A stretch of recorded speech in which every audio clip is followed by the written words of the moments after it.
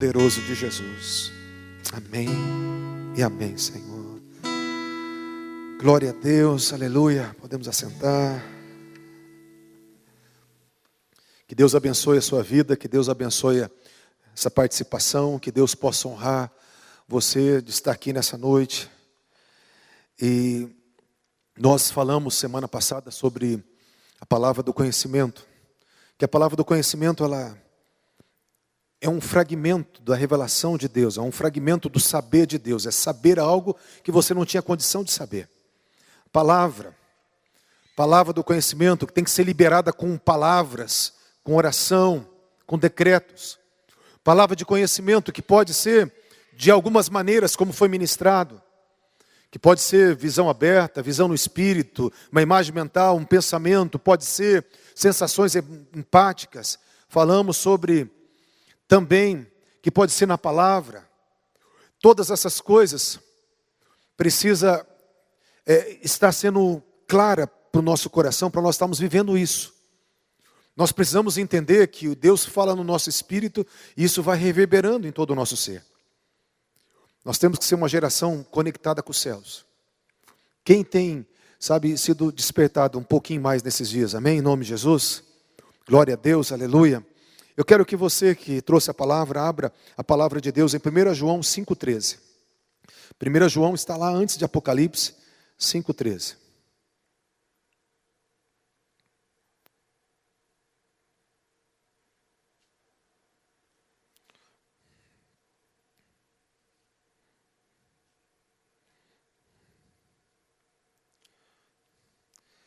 O que ficou de fechar da mensagem da semana passada sobre as testificações, como que Deus ele traz o discernimento daquilo que é dele e não nosso. Porque muitas vezes a gente entra naquele conflito, o que é de Deus, o que é meu? Nós temos esse conflito. E eu quero ler 1 João 5,13, que diz assim: estas coisas vos escrevi, a fim de saberdes que tendes a vida eterna. A fim de saberdes que tendes a vida eterna. Aqui o apóstolo João está falando, por inspiração, que nós sabemos que temos a vida eterna. Quem é salvo sabe que é salvo. Quem tem comunhão com Deus sabe que tem comunhão com Deus. Quem teve um encontro com Jesus sabe que teve um encontro com Jesus. E se alguém perguntar para você como é que você sabe, você fala assim: eu não sei como é que eu sei, mas eu sei. Eu sei que eu sou salvo. E eu sei que Deus existe. Se alguém perguntar para você como que Deus é, eu falo: não sei, mas eu sei que Deus existe. Se alguém quiser te convencer que Deus não é real, você vai falar assim: eu sei que Deus é real. Eu sei que eu tenho um relacionamento com Ele, ninguém pode tirar isso de nós. Nós sabemos, porque sabemos. Não temos explicação para dar quando sabemos de algo. As coisas espirituais, às vezes, é assim: você sabe porque sabe, porque sabe. E não sabe porque sabe. Mas tem certeza que sabe. E cada um tem a sua maneira de perceber, de entender as coisas espirituais. Queridos, aqui fala assim que nós sabemos que temos a vida eterna. E eu quero fazer um paralelo para falar para vocês que essa vida eterna não é só uma vida com uma alma eterna. Porque os ímpios também têm uma alma eterna. Os anjos também têm um espírito eterno. Os demônios também têm um espírito para a eternidade, para viver eternamente. Então, quando fala de vida eterna, nós temos que entender essa vida primeiro, não só a eternidade, mas a vida. Para nós entendermos isso, há uma diferenciação da palavra grega para vida. Por exemplo, a vida mais primitiva, a vida das plantas, a vida dos animais, é biologia, o estudo da vida. Então, bio, no grego, é vida, vida da planta, vida dos animais. Vamos falar de uma forma bem simplista. Quando fala da vida da natureza humana, fala da psique, a vida da alma, a vida de um ser inteligente, é o psique. É a vida da natureza humana, é o psique. Quando fala da vida que Deus fala na palavra, Ele está falando do zoe, da vida não mais agora psique, da natureza humana. Está falando do zoe, que é a natureza divina. Não é bios, não é psique, é zoe. E zoe é a natureza divina. Então nós, quando fala, nós sabemos que temos a vida eterna, nós sabemos que temos uma eternidade. E nós temos o zoe de Deus. Foi colocado em nós, no momento que nós encontramos Jesus, o zoe sobre o nosso psique. A vida de Deus, ela entrou em nós quando nós nascemos de novo. Nós nascemos para essa vida. Jesus falou assim, eu vim para que tenham zoe e tenham em abundância. Eu vim para que tenham natureza divina. Essência divina. E essência divina em abundância. Então, quando fala de vida eterna, está falando que nós somos herdeiros da mesma essência da natureza de Deus. Nós somos, como fala lá em 1 Pedro, 2 Pedro 1, versículo 2, nós somos coparticipantes da natureza divina. A natureza divina, a gente participa dela através da palavra, através do Espírito Santo. Nós somos participantes da natureza divina. Deus, Ele quer manifestar em nós o zoe, a vida dEle, não a vida do homem. O zoe. E é por isso que você está fazendo essa escola, para você poder entender que Deus quer que você mergulhe nesse zoe. Que esse zoe é uma herança tua. Jesus falou assim, eu vim para que tenham zoe, mas Ele fala de intensidade, para que esse zoe seja abundante. Então Deus não quer aquele zoe apenas de você saber que tem a salvação. Deus quer um zoe para você entrar, para você mergulhar, para você transbordar na natureza divina. Até nós ficamos parecidos com o Senhor Jesus. Amém, gente? E cada pessoa tem a sua experiência, mas eu quero falar nessa noite que nós precisamos desejar esse discernimento. Por que eu falo desejar? Porque às vezes nós congregamos, somos um bom cristão, mas a gente não sabe quando Deus vem, a gente não sabe quando Deus vai embora, a gente não sabe quando a presença de Deus ela chega para um propósito. Nós não percebemos. Quem não percebe isso, quem não tem esse discernimento, às vezes pode escutar uma apresentação bonita e falar assim, oh, que presença de Deus. E não é, é uma apresentação bonita. Ou às vezes você pode escutar uma coisa que não é tão bonita e falar assim, uau, a atmosfera mudou. Ele veio.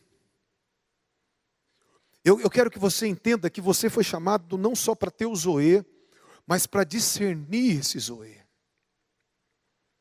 A pior coisa do mundo é ser um cristão e não saber quando ele vem. Você fica perdido quando não sabe quando é ele.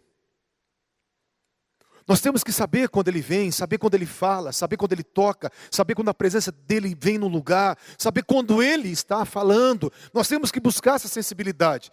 Mas, pastor, como que eu vou adquirir isso? Primeiro, é base, comunhão. Não tem como mudar as coisas. É oração, leitura da palavra, oração em línguas, adoração, jejum.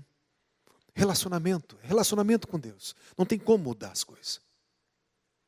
Tem pessoa que fala assim, mas eu não... comigo não acontece. Por que não acontece? É para acontecer com todo mundo.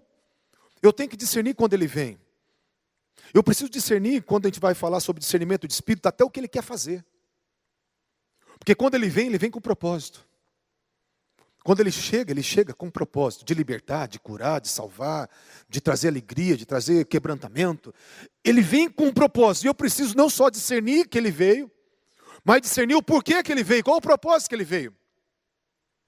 E eu preciso discernir quando ele está falando, porque a gente sabe porque sabe, cada um tem a sua maneira de discernir isso. Mas nós precisamos entender qual é a forma que Deus fala comigo. Qual é a forma que eu posso falar, Senhor, É o Senhor que está trazendo a diferenciação aqui dentro. É o Senhor que está batendo o martelo aqui dentro. É o Senhor que está fazendo isso. É o Senhor que está me impulsionando a fazer isso. Essa atitude. É o Senhor que está me trazendo essa visão, essa imagem. É o Senhor que está me movendo a ligar para alguém, a fazer alguma coisa. Eu preciso entender quando é Deus. Que eu conheço uma pessoa, por exemplo, que ela é super generosa, mas ela entendeu. Ela falou assim: pastor, eu entendi que sempre eu queria resolver o problema dos outros, que eu queria ser Deus para todo mundo. É uma pessoa que priorizava todo mundo, menos a pessoa em si. E ela veio falar: pastor, eu quero que você ore comigo, porque eu não quero mais ser Deus na vida de ninguém. Mas quem olhava essa pessoa fazendo o bem para todo mundo, falava assim: nossa, está sendo usada por Deus. Sim, mas na verdade, nem tudo que ela fazia foi Deus que mandou, e foi Deus que impulsionou. Ela fazia porque tinha um desejo de solucionar o problema. O que eu quero dizer? Eu quero dizer que você precisa entender, mesmo na bondade, quando é Deus. Amém, gente? E, em primeiro lugar, nós precisamos se apaixonar pela Bíblia. Se apaixonar pela Bíblia. Até para discernir as coisas, porque às vezes nós temos, que eu falo, palavra de conhecimento é quando vem às vezes uma figura, uma coisa meio enigmática, e às vezes a própria Bíblia, o próprio conhecimento bíblico vai te traduzir, vai interpretar aquilo. Você vai pegar todos os contextos, que falar às vezes de uma vara, né? Apareceu lá um galho, uma árvore, você vai pegar todos os contextos que fala de vara, de galho, e vai orar em cima disso. Porque a própria palavra, ela traz confirmações, e ela traz também a interpretação muitas vezes. Então nós precisamos amar a Bíblia. A Bíblia nos deixa mais afinados para nós entendermos as coisas. Amém, gente? E sem falar que tudo aquilo que Deus ele vai fluir através de nós, tem que estar embasado na palavra. Se alguma coisa Deus mandar você fazer que não está na Bíblia, você não faça. Porque a Bíblia é a base de toda a revelação. É o fundamento de toda a revelação. Ah, Deus está mandando eu dar um soco no olho de alguém. Não, a Bíblia não manda isso. Deus está mandando eu cortar a volta, nunca mais falar com aquela pessoa. A Bíblia não manda isso. A Bíblia está mandando, né? A Bíblia não manda isso. Deus não manda isso. Então você precisa pegar aquilo que vem no teu espírito e já consultar a Bíblia. E a Bíblia tem que estar onde? No meu coração. Escondi a palavra no meu coração para não pecar contra ti. Habite ricamente em vós a palavra de Cristo. A palavra de Cristo tem que habitar em nós para nós discernirmos se as percepções, se as coisas que estão vindo estão dentro da Bíblia. Outra confirmação que eu quero trazer, assim, algumas confirmações. 2 Coríntios 4,13. Tem vários textos. 2 Coríntios 4,13. Diz assim a palavra: tendo, porém, o mesmo espírito da fé, como está escrito, eu criei e por isso falei. Também nós cremos e por isso também falamos. Então, aqui fala que há uma identidade do Espírito Santo que é fé. O Espírito da fé. E o Espírito da fé é eu criei primeiro, e depois eu falo, e depois eu me movo. Então, uma das testificações do Espírito Santo, qual que é? Quando Deus traz algo para você, quando Deus traz uma sinalização para você, uma visão, uma percepção, uma imagem, uma visão aberta, e você tem uma convicção. Uma convicção. Sabe quando você não consegue desfocar daquilo? Você não consegue sair daquilo, você tem uma convicção. É que nem eu falei, você não sabe o porquê sabe, mas sabe. Há uma convicção, há uma certeza. O espírito da fé, eu criei. Eu acreditei nisso piamente. É uma das formas que Deus ele confirma aquilo que é dele. Uma convicção intensa que vem dentro de nós. Uma segunda maneira de confirmação, está lá em Colossenses 3,15, João 14, 27, Isaías 55, 12. Colossenses 3,15 fala assim: que a paz de Cristo seja o martelo do juiz no nosso coração. Que a paz de Cristo. O que acontece? Quando você tem algo que é de Deus, vai ter às vezes uma pessoa vai ter paz. A pessoa às vezes não tem nenhuma sensação externa, mas ela tem uma paz. Não só uma convicção, mas uma paz. Como um juiz quando dá uma sentença, que fala, não, isso aqui é a palavra final. E você sabe que aquilo é de Deus, porque brotou uma paz. E quando aquilo te gera um aperto, uma inquietação, você sabe que aquilo às vezes não é de Deus. Então a paz, aquela paz, você tem não só uma convicção, mas uma paz que também é uma das maneiras de testificação, de confirmação. Tem vários textos da Bíblia aqui, Lucas 24, 32, Salmo 39, 3, Jeremias 23, 29, Salmo 147, 18, que vai falar que há um fogo que queima no nosso coração, quando Deus fala. Diz lá no Salmo, quando eu meditava na tua palavra, um fogo queimou dentro de mim e eu disse. Quando Jesus falava com os discípulos no caminho de Emaús, Lucas 24, se eu não me engano foi 39 que eu citei, isso, 32, fala, quando ele falava, ardia um fogo dentro de nós. Eu conheço pessoas que, quando Deus fala com elas, quando é algo de Deus, elas começam a ter algumas sensações do coração disparar. Eu tenho um irmão que fala assim, não, quando Deus está querendo falar comigo, ou quando Deus falou comigo, meu coração dispara. Começa a queimar e minha pulsação cardíaca dá uma disparada, eu sei que é Deus. É uma experiência pessoal, não é regra. Eu estou falando de muitas experiências, que pode ser a tua experiência, uma delas, ou duas delas. Mas, quando algo é de Deus, queima dentro de nós, às vezes pode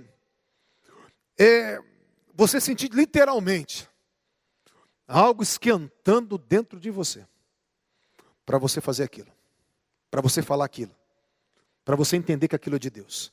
Amém? Isso está na Bíblia. Então uma convicção interna, uma paz interior, um disparar do coração como um fogo queimando por dentro. Tem um texto aqui do Salmo 18, 32 a 34, que também é uma das formas de testificação. Quando Deus está falando, Davi ele falou que ele saltava muralhas, vencia exército, envergava um arco de bronze. É lógico que isso aí são metáforas, mas o que acontece? Quando Deus movia, o Espírito de Deus movia sobre Davi para ele fazer algo, ele agigantava. Ele se via como gigante. Eu tenho certeza que ele não se via como um Davizinho. Ele via o Senhor dos Exércitos, porque Davi sempre citava o Senhor dos Exércitos. Ele via o Yahvé Sabaote, o Senhor dos Exércitos. Mas ao mesmo tempo, eu creio que ele se agigantava. O Espírito de Deus vinha sobre ele, e vinha sobre os juízes, vinha sobre os reis, e eles, se agigantavam diante das situações. Um Golias ficava pequenininho, perto de um Davi, que falava, eu salto muralhas. Quem salta muralhas? Um gigante. Davi tinha essa experiência. Tem pessoas que, quando é de Deus, ela sente que elas mudaram. Que algo mudou, que algo agigantou, que como se elas ficassem mais fortes, mais corajosas, mais intensa, como se tivesse um peso, uma autoridade maior sobre elas, quando algo é de Deus. Literalmente, você se sente maior, mais forte, você é agigantado pelo Espírito Santo quando algo é de Deus. Como eu falei, é uma das formas de testificação. Tem no Salmo 119, 120, Jó 4, 12 a 17. Aqui no Salmo fala assim, o meu corpo se arrepiou todo pelo temor da tua presença. Então quando o salmista ele percebia a presença de Deus aqui, num dos salmos ele fala, meu corpo se arrepiou. Lá em Jó fala, quando um espírito passou por mim, o meu corpo todo arrepiou. Então tem pessoas que sentem literalmente arrepios. Que sentem literalmente os poros levantar quando a presença de Deus vem. Não é para todos. Mas, como eu falei, é uma das formas de testificação, você sentir um arrepio, sentir um toque especial do Senhor. E você sabe que é de Deus, porque sabe, mas também tem essas maneiras de confirmações. Amém, gente? E são bíblicas. Tem aqui também, 2 Crônicas 7, de 1 a 3, Ezequiel 1, 28, Atos 11, 5, Atos 22, 17. Uma das formas de testificação também é que, diz a palavra, quando a presença de Deus vinha, às vezes eles não conseguiam ficar em pé, às vezes eles caíam. Então, quando a presença de Deus vem, as pernas amolecem. Quem já caiu no espírito aí? A perna não amolece, gente? Deus vem assim, as pernas vai ficando bamba, não precisa ninguém te empurrar, ninguém te balançar, vai bambeando e pum, você cai, mas você cai gostoso. Você não cai nem preocupado com o que está atrás, o que vai acontecer. Você vai para o chão, porque uma das maneiras da testificação do Senhor é que o corpo, a nossa natureza humana, a estrutura toda, ela é abalada, ela é enfraquecida pela presença de Deus. Então tem vários textos na Bíblia que falam que isso também é de Deus. Daniel 10, 15 a 19, quando Daniel teve experiência com Deus, e várias experiências ele teve, ele sentiu tremores, como uma corrente elétrica. Fala que ele tremia, que ele caiu no chão e ele estremecia. Né? Eu tinha um irmão que o pessoal até escandalizava, assim, muitas vezes, quando não conhecia Jesus. O irmão, quando Deus visitava, ele começava a tremer. Era uma benção o nosso irmão lá. E quanto mais Deus visitava, mais ele tremia. Ele ia tremendo até cair tremendo nos bancos da igreja. Não era assim, Júlia Robbins? E era uma benção. Então tem gente que treme. Treme no chão, treme em pé, treme nas mãos. É uma experiência pessoal. Não é experiência de todo mundo. Mas tem muitas maneiras que quando Deus vem, nós podemos perceber. Mas nós precisamos entender como que Deus fala conosco. Você tem que parar e falar: Deus, eu preciso discernir o que é teu. Eu preciso discernir a tua presença, eu preciso discernir a tua voz. Porque quando você aprender a discernir, você vai ter coragem, você vai dar passos de fé, você vai fazer coisas incríveis, você não vai olhar a circunstância, você não vai se preocupar com quem está perto, você vai fazer, você vai falar. Nós precisamos, mas eu não percebo nada, eu não tenho nenhum dessas características, pastor, não tem problema. Hora que você vai ter alguma coisa, nem que for a paz, nem que for a convicção. Eu sei de pessoas que não sentem nada, mas tem uma convicção inabalável. Ela vai e sabe que tem que fazer algo e faz aquilo e é de Deus. Então não precisa sensações, mas você precisa entender a maneira peculiar com que Deus se revela para você. Não tem um padrão. Eu gosto do arrepio, eu gosto eu já tremi, eu gosto de tremer, eu gosto do arrepio, eu sinto fogo, minhas pernas bambeiam. Eu gosto de tudo isso aí. Eu gosto de tudo. Né? E a gente precisa falar: Senhor, eu não posso viver sem essas coisas. Porque eu não posso viver sem a tua presença. Não é as experiências, não é as sensações. Ai meu Deus, a gente vai ser agora um povo emocional. Não é isso. Deus não quer que a gente seja um povo emocional, que faça as coisas pela alma, mas Deus, Ele quer que você entenda que o teu espírito, a tua alma e o teu corpo precisam entender quem Ele é, quando Ele vem, desfrutar disso, desejar isso. Se você está aqui é porque você deseja mais de Deus. Se você está aqui é porque você quer aprofundar. Pastor, mas eu não tive nenhum tipo de experiência. Vamos orar por isso. Vamos começar buscando a linguagem de oração no Espírito. Vamos começar buscando esse revestimento da linguagem de oração no Espírito, que é o falar em línguas. Vamos começar buscando, gastando tempo com o Senhor, pedindo. Se a gente não pede, Deus ele responde fome. Se eu não tenho fome, Ele não vai me dar mais. Se eu acho que eu estou satisfeito, acabou, fica por ali. Eu fico feliz porque só está aqui pessoas que são insatisfeitas, que desejam mais. E se você deseja mais, eu quero falar para você, o teu Deus tem experiências que você nem imagina. Experiências incríveis, incríveis, incríveis. Eu já vi coisas assim, quando eu conto, eu sei que pessoas não acreditam, eu já falei. Eu já tive experiências assim, foram algumas, e eu espero que volte, que nós começávamos a orar e vinha uma carruagem de fogo. E essa carruagem de fogo, ela atropelava as pessoas. E quando ela passava perto, jogava a gente longe, mas voava. Voava que nem bola de boliche, quando pegava nos pinos. Voava longe. E era lindo, eu ia vendo a carruagem de fogo, quando ia chegando perto dos irmãos, os irmãos não estavam nem vendo, era arremessado. Você acredite ou não. Tinha um pastor que vinha, vários pastores que vinham, e ele orava, Senhor, visita agora, a pessoa grudava na parede.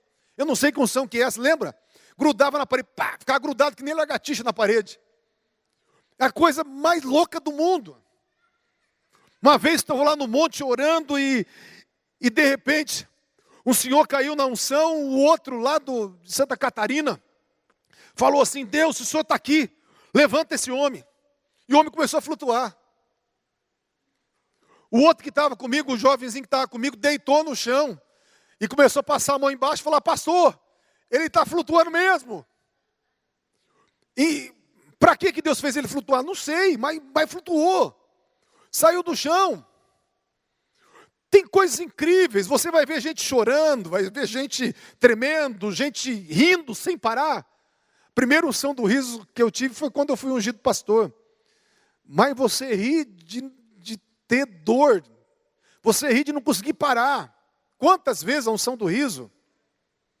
E a unção do riso é contagiante, às vezes quando pega vai passando para todo mundo. Então se você nunca viu isso, né, se prepare, vai ter uma unção do riso.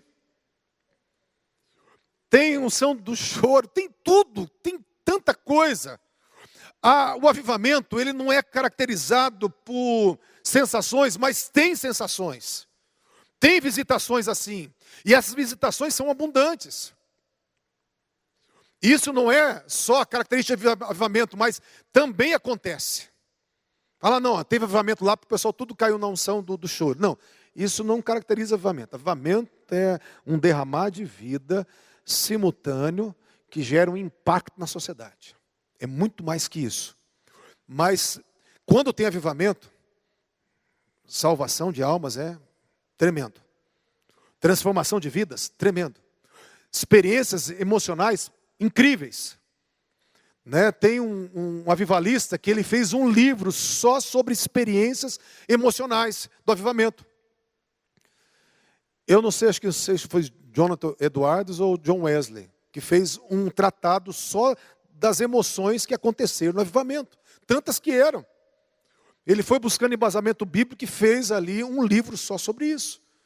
Porque acontece, e acontece muito. Então o que eu quero falar, para nós encerrarmos.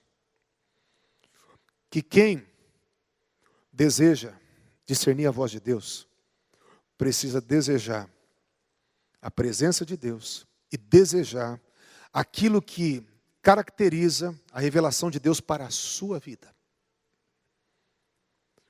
Seja de qual maneira.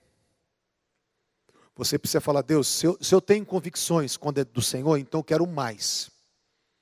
Se eu arrepio quando eu sei que é do Senhor, eu quero mais. Deus, se é uma paz que explode no meu interior, então eu quero mais. Deus, se as minhas pernas ficam bambas, eu quero cair o tempo todo. Eu quero mais. Eu quero mais. Até chegar ao ponto que eu vou saber onde o Senhor, quando o Senhor está chegando de longe. Está chegando. Está chegando. Ó, está mais perto. Chegou.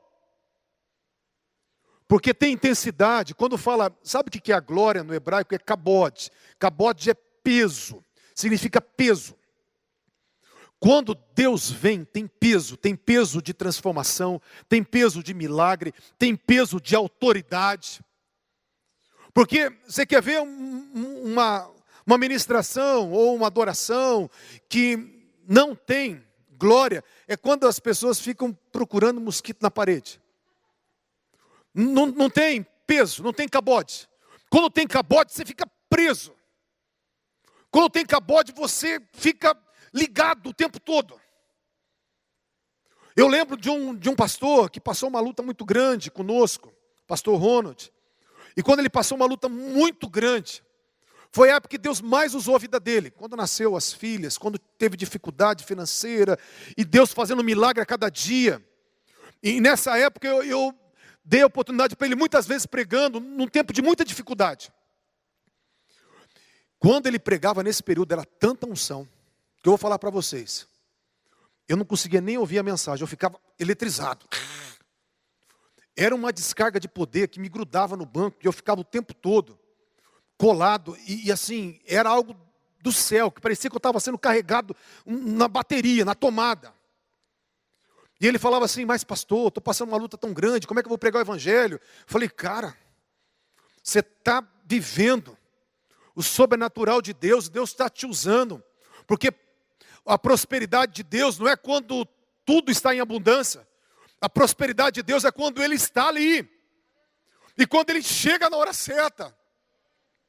A prosperidade de Deus é quando nós estamos, sim, passando algumas dificuldades, e Deus chega com provisão, com graça, mas a prosperidade de Deus é quando a presença dEle nos conserva com alegria, com saúde, e em qualquer circunstância. Até no deserto. Até no deserto o povo de Israel foi próspero, não faltou nada, porque a nuvem de glória estava com eles.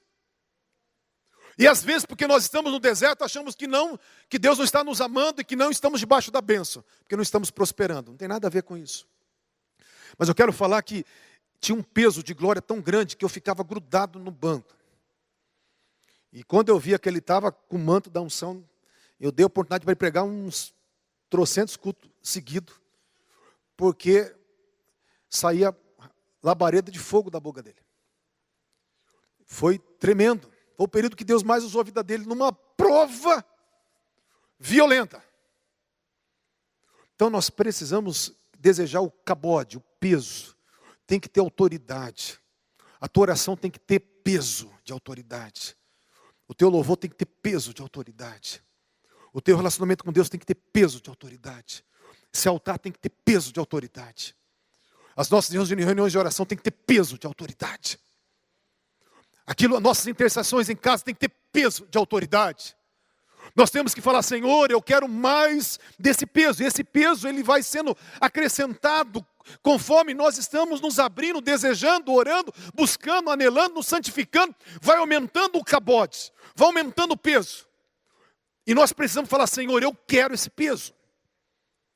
Algumas experiências no Velho Testamento, ninguém conseguia entrar no lugar, ou ninguém conseguia ficar em pé. Porque desceu o cabode, desceu o Shekinah. A glória de Deus desceu, o cabode desceu. E era tanto peso que ninguém conseguia ficar junto com aquele cabode. Caíam, ou não podiam entrar, porque era muito cabode.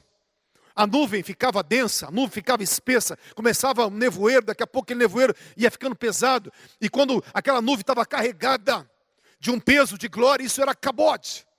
Tudo que estava pesado da natureza divina é cabode. E nós temos que desejar o cabode, o peso da natureza divina vindo nas nossas reuniões, vindo no nosso juntamento, vindo na nossa devocional.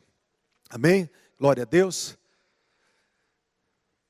Gente, vamos colocar em pé, em nome de Jesus.